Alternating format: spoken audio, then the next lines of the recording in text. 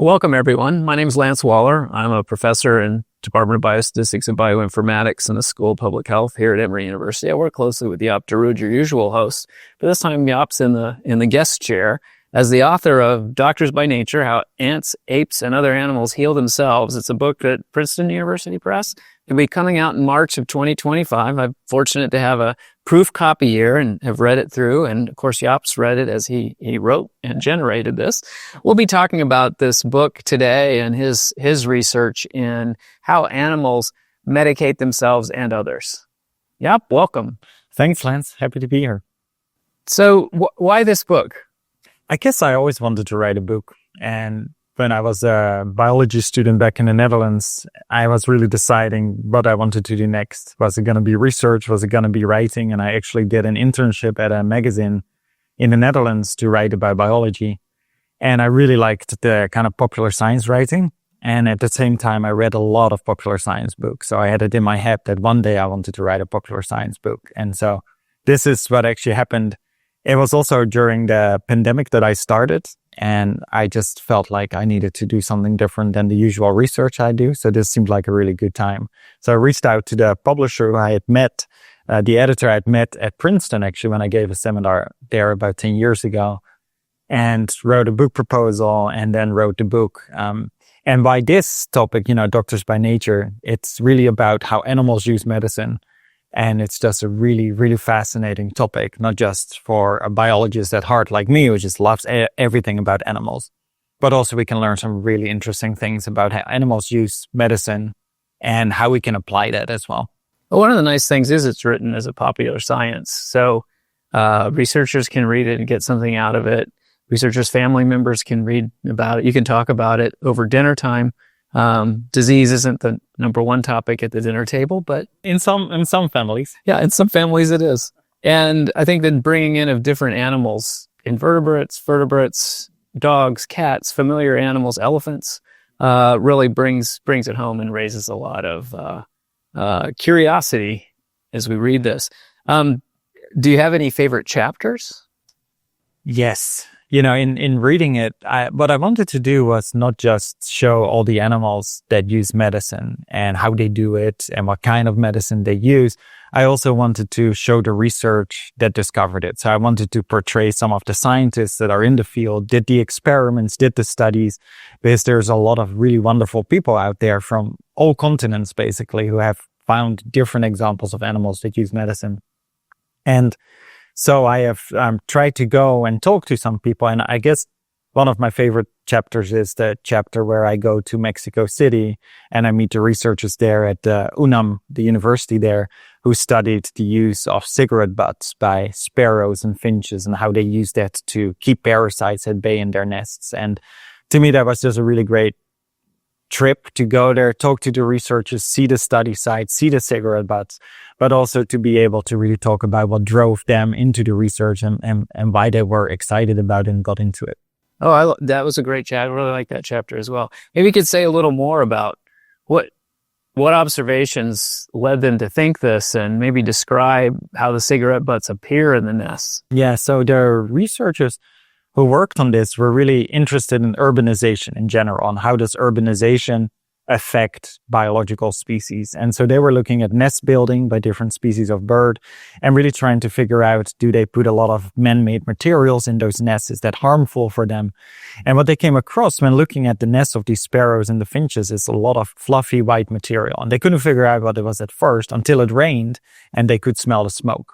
And that's when they realized, oh, these are the cigarette butts. But what the birds do is they collect them, put them in their nest, and they pull them apart, all the little fibers, they weave that into the lining of their nest. And so that's really what the first observation was. And then what they also found is when you look across a lot of different nests, you find that the ones that have more cigarette butts had fewer parasites, such as lice and ticks and things like that. And so that really then, that was a correlation. It's like, do the birds actually do this actively? So then they did some wonderful experiments to follow this up. They actually made artificial nest linings, and then they added either live ticks or they added dead ticks or no ticks at all.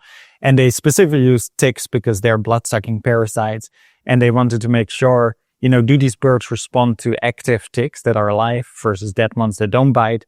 And then they found when you add the ticks, the birds start collecting more of the cigarette butts.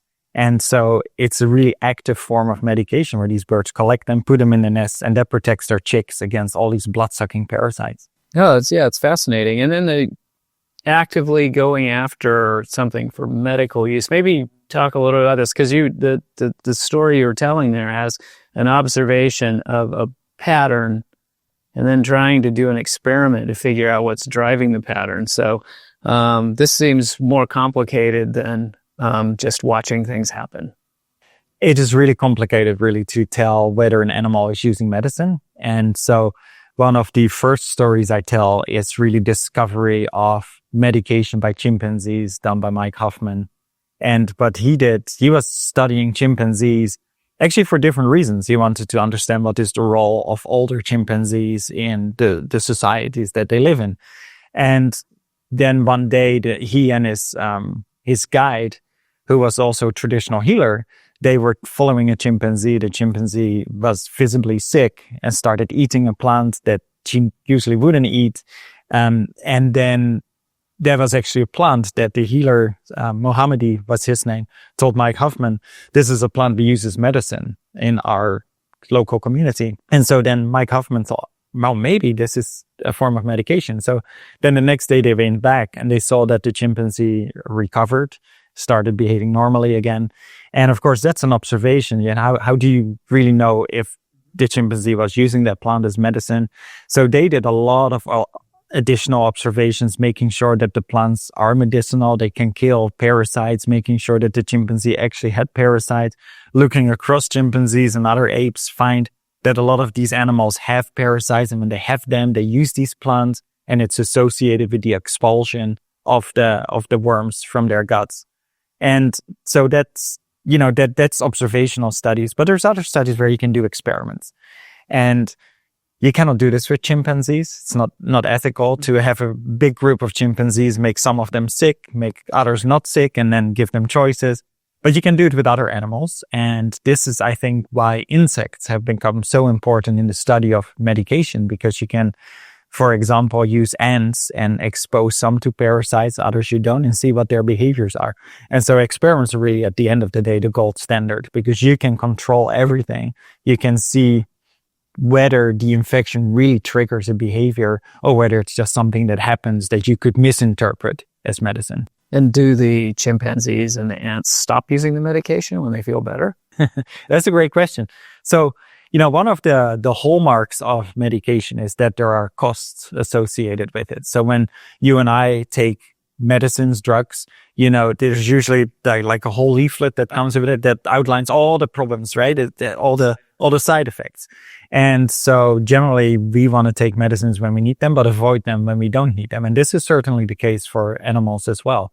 And so, for example, these chimpanzees, when they suck the bitter pith of this Vernonia plant, which was the example that I just described, that plant is actually really toxic. So if you eat too much of it, you actually die, right? And so, they avoid, generally speaking, the medicine when not needed, but start using it when they do need it. Oh, it's interesting. And how do they learn to do this? We're talking about chimpanzees and ants. Well, that's the beauty of it. So, one of the things that we've really seen in the last few decades, and that's also why we thought this was the right time to write a book on this, because we know so much more now than we did several decades ago, when we thought that first of all, a lot of people didn't think that animals can use medicine. And then when it was first discovered by scientists, it was mostly chimpanzees, gorillas, maybe elephants, animals with big brains that are a little bit like us. Big brains can learn from their experiences. But the last few decades have seen that butterflies can do it, and bees can do it, and ants can do it. And so that has also shown us that there's different ways that animals can develop these behaviors. So one of them is learning. And so there is associative learning. So when an animal feels sick and then eats a particular food and starts feeling better, they can make that association for next time they're sick. And so then they know what to use. There is social learning as well. So animals can learn from each other. And you see this, for example, with sheep. Sheep are very good also at picking out particular plants that help them against parasites. And when the ewes are in the same place as the lambs are way more likely to develop those behaviors. And then finally, there is what we call innate behaviors that used to be really referred to as instinct. So a lot of animals have the capacity to make the right choices without needing to learn at all. And this has been shown nicely in woolly bear caterpillars that are infected by parasitoid flies. Now, parasitoid flies are really cool if you like parasites like me, not if you're the victim of them. But parasitoid flies are a little bit like the alien in the sci-fi movie where a fly mother lays eggs on or inside a larva of another species. And then the maggots eat up this caterpillar from the inside out. And when they're ready, they have eaten up the caterpillar. They come out and kill the caterpillar in its wake. Now, woolly bear caterpillars can deal with that by eating food that has more alkaloids in them. So it's a particular class of toxic chemicals. And they can do this. And what research has shown is that the way they can do this is that, you and I have specific taste receptors, so we can distinguish sweet and salt and bitter. And these woolly bear caterpillars have different taste receptors, but one of them can taste these alkaloids. And when they are infected with these flies, those alkaloids just taste better. So they're more prone to eating them. So it's basically their whole body just tells them, hey, you're sick, go and eat this. And so we think that happens in a lot of species. So in some sense, the very hungry caterpillar becomes the very healthy caterpillar. Yes. Yeah. Well, and I think that's a really important observation. When animals eat, it's not just for food. Right. It's for medicine as well. And I think that's one of the things that scientists haven't thought about that much. And I think that's, another reason to have a book like this is to really open eyes for people and say, when we see animals eat things, it's not just to get nutrition. It's also to get the medicines that. Oh, yeah, that's really interesting. And so the ability to taste, or what you need tasting better, is that something that evolves, this innate behavior? Yes. So behaviors, like any other traits, can evolve. And, this was actually a debate in the biological or in the scientific field for a long time, right? Is something nature or nurture? And it used to be, things like eye color and hair color are clearly things that evolve, but do behaviors evolve, or is that cultural completely? But we know that a lot of behaviors have a genetic basis, meaning that there are genes involved. And certainly when you think about these behaviors that are really tied to specific taste receptors, you need genes for the taste receptors. So yeah, definitely these behaviors can evolve. And that is how a lot of these medication behaviors have evolved over time. And if what helps you taste better when you need it, you probably are more fit, have more surviving. And that's how the selection for the behaviors. Yeah, exactly. It's selection for the behavior when you're sick, but also to avoid it when you're not sick, right? And that's what we also said is that, medicines come with side effects. So if you don't need it, you may want to avoid it, right? And you've mentioned, even for humans, certain smells we find repulsive, which might expose us to more bacteria. Yeah. And our taste and our smell changes when we're sick. When we are sick, chicken soup may suddenly seem appetizing, And when we're not sick, it may not seem appetizing. Or, and there are things that you love to eat, but when you're sick, it's like, oh, I'm going to avoid them. And you see this a lot of pregnancy as well, that when people are pregnant, they really develop complete repulsions, aversions to certain things and start eating things that they otherwise wouldn't, including eating clay or dirt, right? Because their body tells them you need this. And so there's a lot of those mechanisms we're not even aware of. And when we were talking about the insects and experiments, and you can control the world of an insect very clearly, but it's much harder to control for people or dogs or animals. So you could talk about what's the perfect data set you would like to see for just an organism, an organism and say a food or a medicinal food. What just generically, and sometimes we can do this and sometimes we can't. That's right. So ideally, you have an idea of an animal uses this particular food as medicine, right? So then what you want to be able to do is compare the animal that has an infection, if it is a parasite that makes them sick, an animal that doesn't, and you'll give them choices, and you would see that they prefer to use the medicinal food when they're sick, but maybe avoid it when they're not sick. Then you also want to show that medicine they use is actually bad for the parasites or good for the host. So either it kills the parasites or prevents infection or gives better health to the host, to the animal that eats it. And that's important because there are a lot of parasites that can actually change the behavior of their hosts for their own benefit. So you want to make sure that what the animal is doing is actually helping them. And I think that's a really important thing. And I talk about this too, that there are so many parasites that manipulate the behaviors of their host to their own benefit. So if you just look at a changed behavior, you say, oh, there is an infection, there's a changed behavior, this must be medication. Oftentimes that's not going to be the case. You have to show that there is that benefit. And that could be really difficult in some settings, I would imagine. It's hard to distinguish between a change in behavior that's due to the medicine and not. Yeah. So you really want to, ideally, do experiments where you can show this directly. But this makes it harder sometimes for observational studies. You see a changed behavior, you can determine the animal was sick, but is that behavior helping the parasite or is it helping the host? And sometimes it doesn't help either. And one example in the book is about dolphins that rub themselves on sponges and corals. And these sponges and corals are a different type of animal and they produce a lot of antibiotics. And so one interpretation of that is these dolphins do it to treat all sorts of skin infections.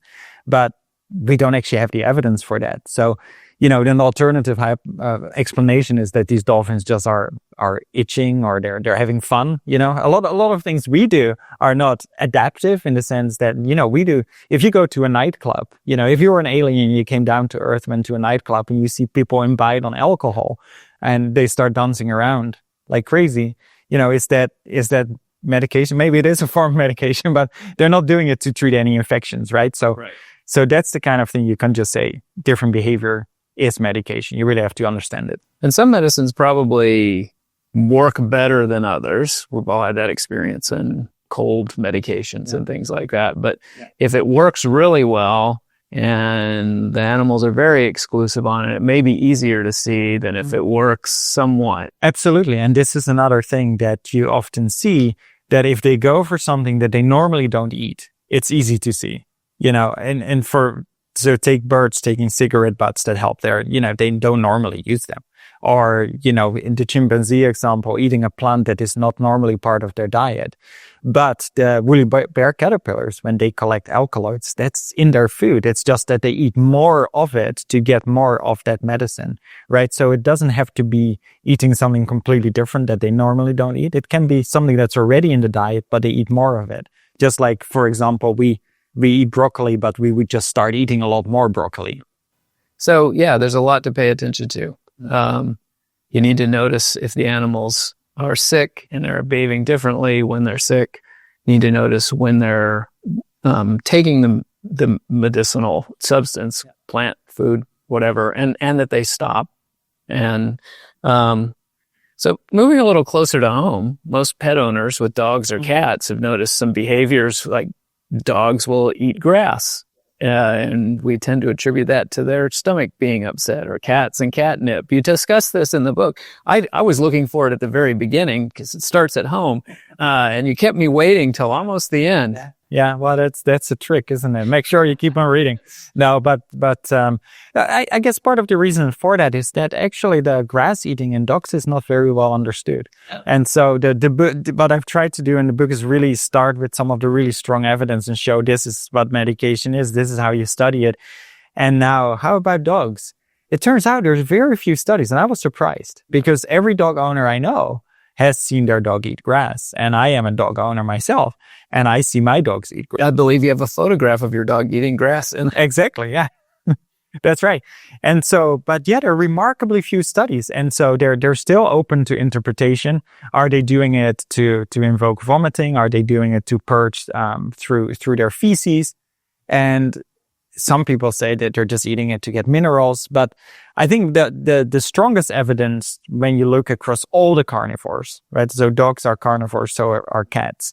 And one of the first evidences for animal medication came from chimpanzees. I already talked about some chimpanzees suck the bitter pith out of plants called Vernonia, but chimpanzees can also take very rough leaves of plants. So you know how sometimes you grab a leaf and it feels really rough. It's like almost like Velcro. And so a lot of chimpanzees and gorillas and other species too, they will swallow those leaves completely. So they actually fold them up, swallow them without chewing them, without digesting them. It goes through their gut, and then it basically, worms in their gut get stuck on it, like the Velcro effect. And then it also kind of irritates the gut so that they start purging their feces more quickly and getting rid of the parasites that way. Now, when you look at the grass that dogs eat and that a lot of predators eat, and that includes all sorts of things such as wolves and bobcats and mountain lions, they all eat grass. And when they eat the grass, it's usually really rough. It's the kind of grass that even goats avoid. Now, goats are supposedly eating everything, right? But goats actually avoid some of the grasses that these carnivores eat. And so the most likely explanation for dogs is that they eat the grass to purge parasites from their guts as well. And, but yeah, most dog owners will have seen that their dogs, sometimes when they eat the grass, they throw up. Dogs probably don't think I have a parasite, but they do feel that there's something upset, and that could maybe that connection between the behavior is an echo of that's right long ago. Yeah, because a lot of the times the animal doesn't have to be aware of what is going on, but it can just not feel good and therefore change the behavior. Like we said earlier, maybe something becomes more attractive just because you don't feel good, right? And so that's probably what these dogs do, and cats also when they eat grass as well. And the system you work mostly with in your research is the monarch butterfly. Yeah. You want to tell us a little bit about butterflies using drugs? Yeah, so monarch butterflies are the butterflies I use mostly to study parasites, because I like parasites from a professional point of view. I don't like having them in me. But I love studying parasites, right? Because when you think about parasites, you can actually feel a lot of sympathy for a parasite. So imagine you're a parasite. Yeah, you have to live in or someone else and then survive long enough and then produce offspring that make it to someone else. You know, it's a real struggle. So I started working monarch butterflies because they have parasites, and they're a unicellular protozoan parasite that forms millions of spores on the abdomen of the butterfly. And also monarch butterflies are specialist feeders as caterpillars on milkweed plants. And milkweeds have cardenalides, a class of toxins. Some are way more toxic than others. And it turns out when you feed monarch caterpillars on plants that have more of these toxins, they suffer less disease because the parasites don't do as well. They don't grow as well. And monarchs do way better. And then it turns out that when female butterflies, actually when they lay eggs, they can prefer to lay their eggs on medicinal plants that will make their offspring less sick. And that's intriguing too, because it's not the mother curing herself, but she cannot avoid the parasites ending up on her eggs and the milkweed on which she lays the eggs. But then she can lay them on plants that will reduce the infection of her offspring. And so that's also, something that we have learned over the last few decades, is that oftentimes it's not animal self-medication, and that's why I like to use the word animal medication, because mothers can treat their offspring, nestmates, for example, in ants and bees, they treat each other. It doesn't have to be themselves. Yeah. And you see this preferential nesting in your experiments in the greenhouse? The preferential egg laying. Yes, we did experiments in the greenhouse with big walking cages. And it's a very simple experiment. When you think about it, you have infected butterflies, uninfected butterflies. You have a cage, you put 2 plants, and after an hour, you go and see how many eggs she laid on each plant. And then you find that they lay twice as many eggs on the medicinal plant and the non-medicinal plant when they have the disease. But when they don't have the disease, they don't have that preference. And so that's the kind of experiment that you can do with butterflies, with other insects. Would be way harder with elephants or chimpanzees. But it seems amazing to think that this is going on in the background as we move around the world. And sometimes it's just slowing down in a way to see it happen. Well, I think that is the interesting thing, and I think that's another interesting thing when we think about conserving species and saving nature or looking after animals. When we have pets or agriculture animals or animals in zoos, we think they need shelter and they need food, but they need medicine. And so I think the more you learn about this, the more you realize that a lot of the things that animals actually do out there is using a form of medicine. They're not just eating or mating or making a nest. They're actually actively medicating. Yeah, so there's so much more going on. The name of the book is Doctors by Nature. Yeah. Jaap de Roode's book. It'll be out in March of 2024. 5. And what do you hope people take away from your book to kind of wrap up? So I think one of the most surprising things that I learned in doing this book was that a lot of the things that we are discovering are rediscoveries. And I think so when we say, oh, a few decades ago we discovered this, or 10 years ago we discovered this, that's Western scientists who discovered it. But it turns out that traditional healers and shamans have known for thousands of years that animals use medication, and they often look at animals to get inspiration to develop their own medicines. And for example, when you look at North America, the Native Americans, every group of Native Americans has a specific treatment that is named after bears. So they credit bears with very powerful abilities, and really, they want to be a lot of shamans become bears throughout their rituals, and actually learn from bears what kind of medicines to use. And it's even the case that aspirin, which is one of the most famous drugs probably used by almost everyone, is probably discovered by bears first, because people see the bears coming out of hibernation. The first thing they do is take leaves and bark of willow trees. They start chewing that, and that's filled with salicylic acid, which later on was made into aspirin. And so I think that was the most surprising thing, was that we as a species have looked at animals for probably as long as we have been humans, and have learned from them to develop new medicines. And so, but I hope people take from this, first of all, is that, it's fascinating. Animals use this.